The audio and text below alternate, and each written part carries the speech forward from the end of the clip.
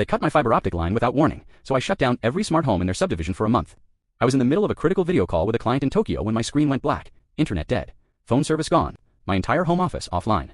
Racing outside, I found an HOA maintenance crew packing up near my property line. Fresh dirt, severed cables, and a cheerful note.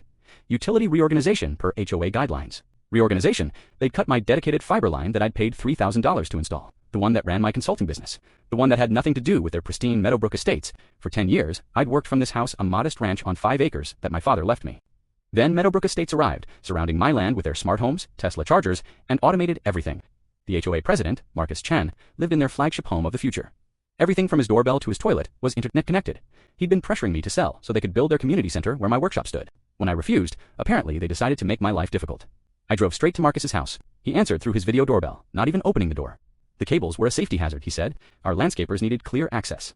That was a permitted utility line, I shot back. File a complaint with the county, he smirked through the camera. These things take months to resolve. Months without internet. Months of lost business. He figured I'd cave and sell. Here, as what Marcus did know, I'd spent 5 years as a network engineer before going freelance. And more importantly, I knew exactly how Meadowbrook's precious smart home network operated. See, their entire subdivision ran on a mesh network with a central hub. That hub connected to the internet through a commercial gateway. And that gateway, it sat in a utility shed at the edge of their property, right against my fence line.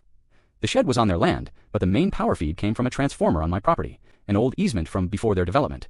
They'd never bothered to update it. That night, I installed a simple timer on the transformer, random on-off cycles. Never long enough to damage anything, just enough to force every smart device to restart. The chaos was immediate. Smart locks randomly locked residents out. Thermostats reset to factory settings in the middle of the night. Security systems went offline during dinner. Garage doors refused app commands.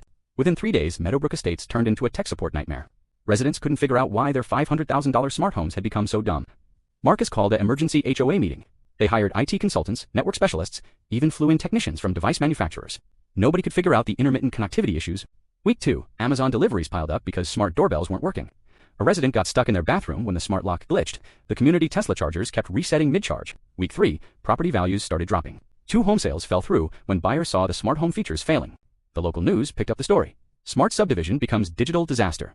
Finally, Marcus showed up at my door in person this time. His smart doorbell was offline. What do you want? He asked, defeated. I handed him my terms. Full restoration of my fiber line at their expense. $30,000 for business losses. Written guarantee they'd never touch my utilities again. And permanent easement rights for the transformer at $1,000 per month. He tried to negotiate. I pointed to the transformer. Want to explain to residents why their smart homes will never work properly. They paid everything, installed a new fiber line with upgraded speed, and threw in a formal apology. Now I run my business smoothly while collecting rent from their transformer. And if they ever forget our agreement, well, smart homes are only smart when they have power. If you loved this digital justice, hit like and subscribe.